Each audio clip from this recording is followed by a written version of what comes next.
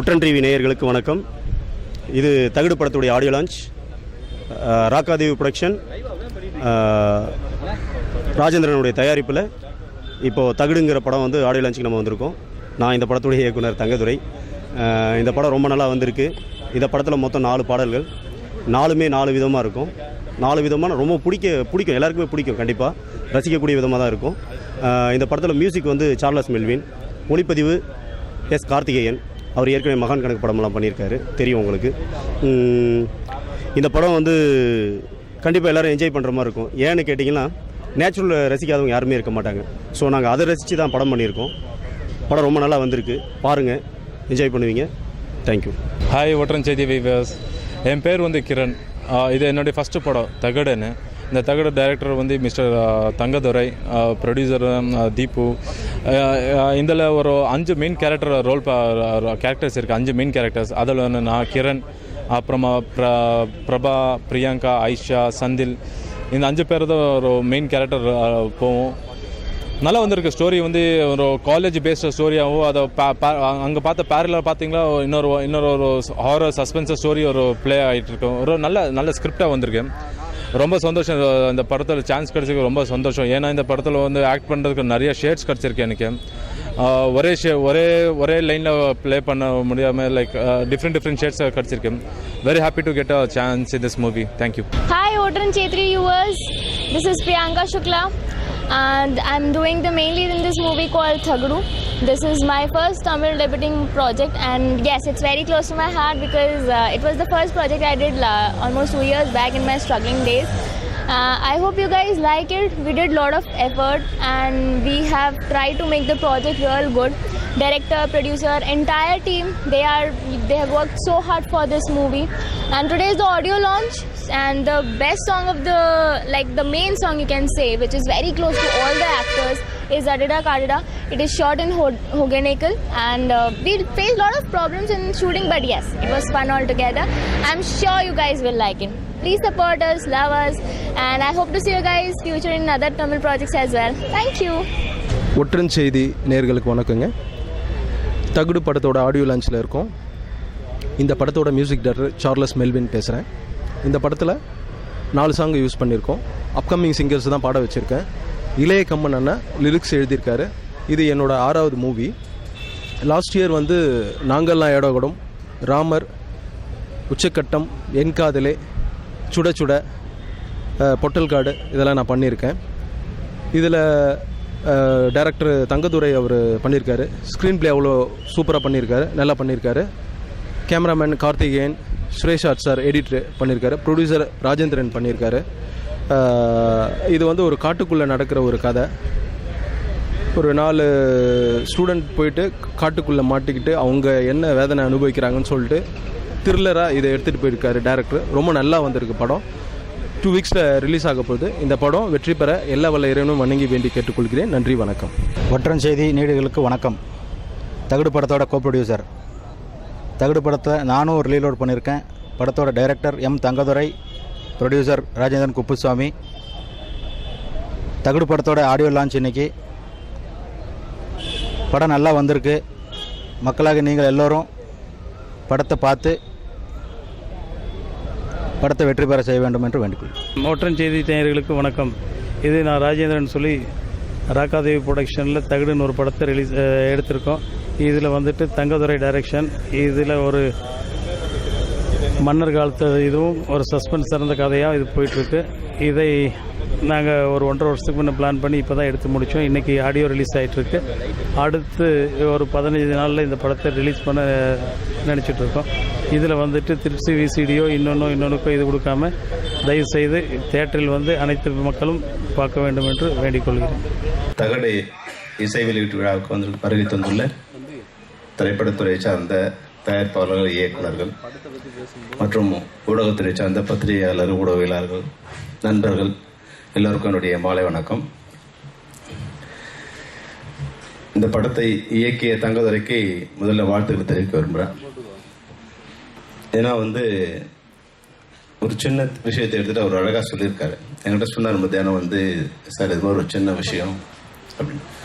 ஆக்சுவலாக நான் வந்து இன்றைக்கி நம்ம ஏசிடியோட இதுக்காக போகிறதா இருந்தேன். இல்லை சார் அங்கே நிறைய பேர் இருப்பாங்க, தயவுசெய்து இருக்கா வாங்கினாரு. ஆனால் அதோட இங்கே நிறைய பேர் இருக்காங்க. படத்தை வந்து இயக்கிய இயக்குனருக்கும் தயாரித்த தயாரிப்பாளருக்கும் ஒரு சிறந்த வாழ்க்கையை தொடக்கமாக இது அமையணும். அதுக்குண்டான முயற்சி திரைப்படத்துறை சார்ந்த எல்லாரும் எடுக்கணும்.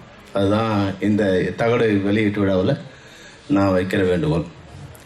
உண்மையாகவே வந்து இசை வந்து ரொம்ப நல்லா இருக்குது. அது ரெண்டாவது சாங் பாடின பாடகர் ரொம்ப பிரம்மாண்டமாக பாடியிருக்கார். இப்போ யாருன்னு தெரியல, பேர் தெரியல. கம்பனுக்கு வந்து என்னுடைய வாழ்த்துக்கள். இப்போது தயாரிப்பு தயாரிப்பு இருக்கார், சிவாசா இருக்காங்க. ஒரு சின்ன வேண்டுகோளா, இப்போ ஏற்கனவே பல்வேறு சமயங்களில் இந்த வேண்டுகோள் வச்சுருக்கேன். இருந்தாலும் வந்து இன்னொரு முறையும் அதை சேர்த்து வைக்க வேண்டிய வேண்டுகோள் என்னென்னா, திரைப்படத்துறை தன்னுடைய பரிமாணத்தை மாற்றிக்கொள்ளும் போது வர்த்தக ரீதியாக நம்ம கூட சில விஷயங்களை வந்து மாற்ற வேண்டிய அவசியம் இருக்குது. முன்ன மாதிரி வந்து தியேட்டருக்கு வந்து படம் பார்க்குற ஆடியன்ஸ் கம்மியாக இருக்கும்போது வீடு தேடி ஆடியன்ஸை கொண்டு போக வேண்டிய இப்போ எல்லாருமே வந்து வீடு ஹோம் டெலிவரி பண்ணுற விஷயம் ஆயிடுச்சு. ஹோமில் ஃப்ளிப்கார்ட்லேருந்து அமேசான்லேருந்து உலக பன்னாட்டு நிறுவனங்கள் கூட பொருளை வந்து வீட்டுக்கு கொண்டு வந்து சேர்க்க வேண்டிய ஒரு நிர்பந்தத்துக்கு வந்துடுச்சு. ஏன்னா இங்கே வந்து சப்ளையர்ஸ் நிறைய பேர் இருக்காங்க. தமிழ் திரைப்படத்துறை கூட வந்து ஒரு 100-150 படங்கள் இருந்தால் அதுக்கு ஒரு டிமாண்ட் இருந்துகிட்டே இருக்கும். ஆனால் இப்போ வந்து ஒரு 300-350 படங்கள் தயாராக இருக்கிறதால சப்ளை அதிகமாகிட்டு இப்போ டிமாண்ட் கம்மியாயிடுச்சு. ஆனால் ஏறக்குறைய நம்ம தமிழ்நாட்டில் இருக்க எல்லாரும் ஒரு 60% படங்களை வந்து பார்த்துடுறாங்க. ஆனால் திரையரங்கில் வந்து பார்க்கறது இல்லை. அவங்க எப்படியும் ஒரு பார்க்குறாங்க. அவங்க எப்படி பார்க்குறாங்களோ அந்த வழியில் கொண்டு போய் நம்மளுடைய படங்களை வந்து மார்க்கெட் பண்ணால் ரொம்ப நல்லா இருக்குங்கிறது தான் முதல்ல நான் திரைப்படத்துறை நிர்வாகத்தில் இருக்கிற தயாரிப்பு சங்கத்தை வைக்கிற வேண்டுகோள். ஏன்னா இப்போ வந்து 2 வகையான திரைப்படங்கள் இருக்கு. ஒன்று 100 கோடி ரூபாயில் பட்ஜெட்டில் படம் பண்ணுறவங்க, சில பேர் 50 லட்சம் ரூபாயில் படம் பண்ணுறவங்க. 2 பேருக்கும் ஒரே தேட்டரில் 300 ரூபா 500 ரூபா கொடுத்து படம் பார்க்க முடியாத மக்கள் என்ன பண்ணுறாங்க, அதை வந்து 20 ரூபா 30 ரூபா கொடுத்து டிவிடியில் வாங்கி படம் பார்த்துறாங்க. அப்போது நம்ம அரசாங்கத்துக்கு கூட இப்போ வந்து ஒரு வேண்டுகோள் வைக்கலாம். ஏன்னா முன்னாடி முன்மாதிரி இல்லாமல் இருந்தது. இப்போது பேரூராட்சிகள் ஒரு 10,000 பேரூராட்சிகள் தமிழ்நாட்டில் இருக்குது. அதில் வந்து ஒரு 100 பேர்லேருந்து 150 பேர் வந்து வைக்கிற சிறு திரையரங்குகள். முன்னாடி வந்து வீடியோ பார்லர் மாதிரி வைக்கிறதுக்கு வந்து அரசாங்கம் அனுமதி கொடுத்தது. அப்படி அனுமதி கொடுத்தா வந்து திரையரங்குகள் பாதிக்கப்பட்டுங்கிற ஒரு கவலையில் வந்து நம்ம திரைப்படத்துறையை சேர்ந்தவங்களே அரசாங்கத்துக்கு ஒரு வேண்டுகோள் விடுத்து அந்த முயற்சியை ஸ்டாப் பண்ணாங்க.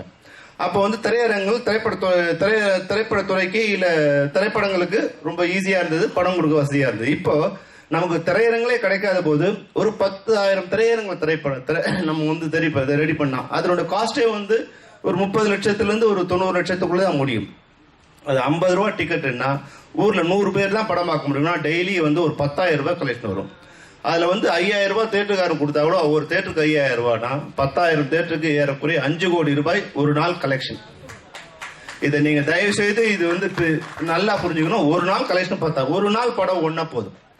அப்போ அவங்க இருக்கிற ரிப்போர்ட்னா நீங்கள் 365 படங்களை ரிலீஸ் பண்ணலாம். டெய்லி ஒரு படம் ரிலீஸ் பண்ணிட்டு இருக்காங்க. இது மாதிரி சிறு திரைப்படங்கள் நீங்கள் ஏன் படம் தேட்டர் கொடுக்கலன்னு அவங்ககிட்ட போய் கெஞ்சறதை விட நமக்கு ஒரு வழிகால் வந்து தேடி வச்சுக்கிறது மிக அருமையான இதுவாக இருக்கும். இது அரசாங்கத்துக்கு சரியான முறையில் ரெப்ரசன்ட் பண்ணி இது மூலம் 10,000 திரையரங்குனா ஒரு திரையரங்கத்துக்கு ஒரு 5 பேர் வேலை செய்கிறாங்கன்னா கூட 50,000 பேருக்கு வந்து முழு நேர வந்து வேலை வாய்ப்பு கிடைக்கும்.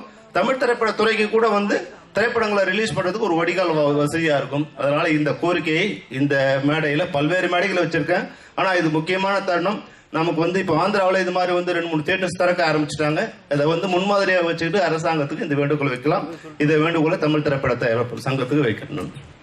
இன்னொரு விஷயம், படைப்பாளிகளை மதிச்சாதான், படைப்பாளிகள் சொல்றது நான் இயக்குனர்கள் நான் சொல்லல, படைப்பாளிகளை மதிச்சாதான் அந்த எந்த ஒரு நாடும் நல்லா இருக்கும், எந்த ஒரு படமும் நல்லா இருக்கும். இப்போ ஒரு சின்ன விஷயத்தை தகடுங்கிறதால ஒரு சின்ன விஷயத்த நான் உங்களோட பகிர்ந்துக்க விருப்பப்படுறேன்.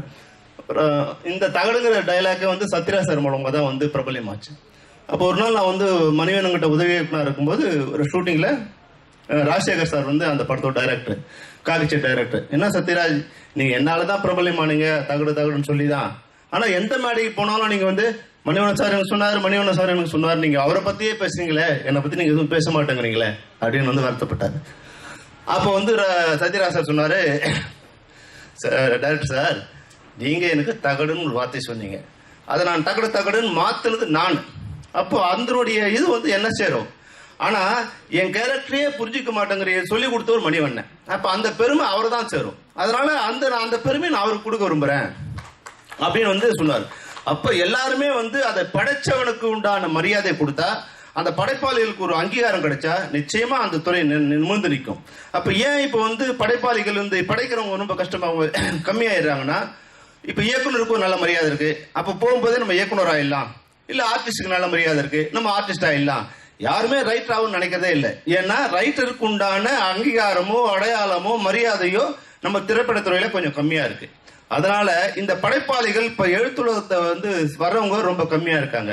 அதுக்குண்டான அங்கீகாரம் கிடைக்கும் போது நிச்சயமாக திரைப்படத்துறை மிக நல்ல நிலையை நோக்கி வளருங்கிறது நான் இங்க வைக்கிற இன்னொரு இந்த தகடு மூலமா, அந்த தகடுங்கிற வார்த்தை மூலமா நான் வந்து எனக்கு தோணுன ஒரு சிறிய விஷயத்தை உங்களோட பகிர்ந்து ஆசைப்படுறேன்.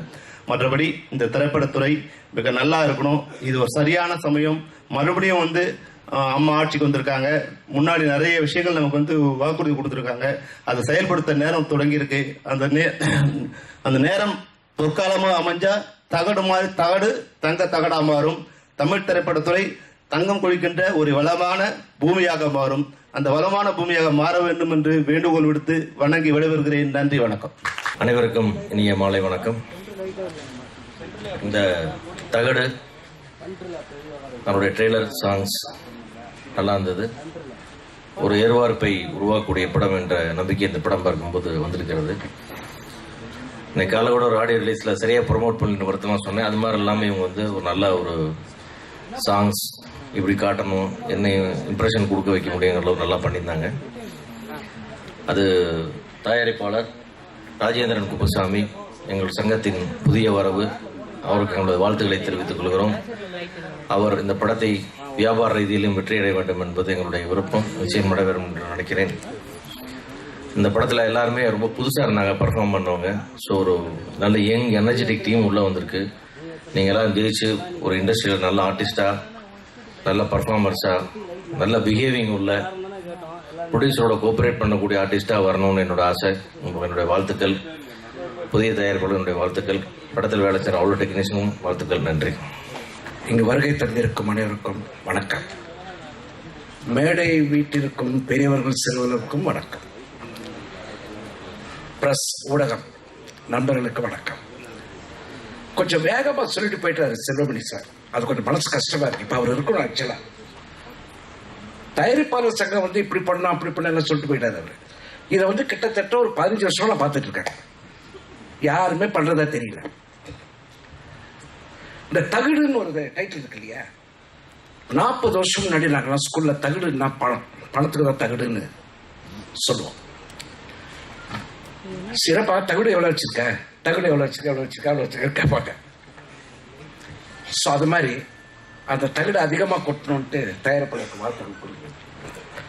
அடுத்தது அவர் சொன்ன மாதிரி இந்த கேரி ஹோமு வீடியோ அதெல்லாம் சும்மா பேச்சு, அதெல்லாம் நடக்காது. முதல்ல டிவியில் வர சீரியலுக்கு சென்சார் போடணும். ஏன்னா அதுல தான் நான் அடிக்கடி இதெல்லாம் சொன்னது சென்சார் வர மாட்டேங்குது. ப்ரொடியூசர் கவுன்சில் அதை பண்ணணும். சென்சார் கொண்டாந்தாதான் டிவி சீரியல், சென்சார் கொண்டு வந்தா படம் பண்ண மாட்டோம். இதுக்கு இந்த ஆக்ட் கொண்டு வந்தா படத்துல ஃபுல்லா எல்லா லேடிஸாக தான் இருப்பாங்க. சாயந்தரம் ஆச்சுன்னா விவேக் கூட ஒரு காப்பியில் போடுவார். வந்து திருடிட்டு போனா கூட பரவாயில்ல, தலையை காமிச்சிட்டு இருப்பாங்க. அவ்வளோ சீரியஸா சீரியல் பார்த்துட்டு இருப்பாங்க. சீரியல்ல என்னன்னா டோட்டல் இம்மாரலிட்டி. யார் எழுதினாலும் எனக்கு கவலை கிடையாது. எந்த குடும்பம் எப்படி கட்டு போனோம், யார் எப்படி நாசம் பண்ணோம், இந்த ட்ரெயினிங் ஃபுல்லா கொடுத்துட்றாங்க. நாங்க சினிமாக்களும் கொடுக்கறதுக்கு சான்ஸே கிடையாது. அதனால டிவிக்கு சென்சார், அதாவது 20 எபிசோடுக்கு இன்னைக்கு சென்சார் பண்ணி ஆகணும். டிவி சீரியல் வராதுங்க. நாங்கெல்லாம் 6 மாசம் 3 மாசம் கஷ்டப்பட்டு போராடி எல்லா படத்தையும் எடுத்து சென்சார் பண்ணி, சென்சார் கூட நெஞ்செல்லாம் வலிக்க போராடி பண்ணி எடுத்து விட்டா நீங்க நேரம் போய் டிவியில் உட்காந்துட்டு இருக்கீங்க. எல்லாரும் லேடிஸ் தான் பர்டிகுலர். ஆனா ஜென்ஸ் இன்னைக்கு சொல்றேன், நல்ல படங்கள் வந்தால், தரமான படங்கள் வந்தால் இன்னைக்கு தியேட்டர் ஃபுல்லா இருக்கு. ஸோ அவர் செல்வமணி சார் சொல்ற மாதிரி அது முற்றிலும் மாறான கருத்து. அது நல்ல படம், இயக்குநர்கள் தரமான படங்களை கொடுக்க வேண்டும், அது ஒன்று. அடுத்தது ப்ரொடியூசர் கவுன்சில் சொல்லிட்டு போய் ரிப்போர்ட் பண்ணிட்டேன், கூட ப்ராப்ளம் இல்லை, பண்ண மாட்டாங்க. ஒரு சின்ன உதாரணம், இப்போ பாருங்க, தேனப்பன் சார், விஜய் முரளி, பேரரசு சார், ராஜ்குமார் சொல்லிங்க ஃபஸ்ட் நாங்களாம் ஸ்டாண்டர்டாக சின்ன படங்கள்லாம் கண்டிப்பாக வரும், கூப்பிட கூட வந்துடுவோம். ஆனால் சில பேர்லாம் எப்படிலாம் தப்பாக எடுத்துக்காதீங்க, தேனப்பன் சார் பெரிய படங்கள் தான் போவாங்க, ஏன்னா அவங்களாம் பெரிய படங்கள் தான் எடுப்பாங்க, சின்ன படங்கள்லாம் எடுக்க மாட்டாங்க. அப்படி அவங்ககிட்ட போய் எல்லாத்தையும் கம்ப்ளைண்ட் பண்ணுறாரு செல்வமணி சார், தேனப்பன் சார். இப்போ நான் முன்னுரிமை நான் உங்களுக்கு சொல்லிடுவேன், தயவு செய்து இந்த சென்சார் கொண்டு வாங்க, அது கொண்டு வந்து சினிமா உருப்படும், நீங்கள் அது கொண்டு வாங்க போதும். ஆக இனிமேல் அதிகமாக பேசினா கான்ட்ரவர்சி ஆகிடும். இந்த படம் வெற்றி பெற நல்வாழ்த்துக்கள். ப்ரொடியூசர் திருப்பி அடுத்த படம் எடுக்கணும். யாரோ என்னென்னமோ சொல்கிறோம் ஓடிடாதீங்க. நாங்களாம் அப்படி தான் கஷ்டப்பட்டு 9 படம் 8 படம் 10 படம் 12 படம் எடுத்துருக்கோம். இது ஒரு சிறந்த தொழில். கவனமாக நேர்மையாக ஏமாற்றாமல் செய்தால் இதை விட ஒரு நல்ல தொழில் எதுவுமே இல்லை.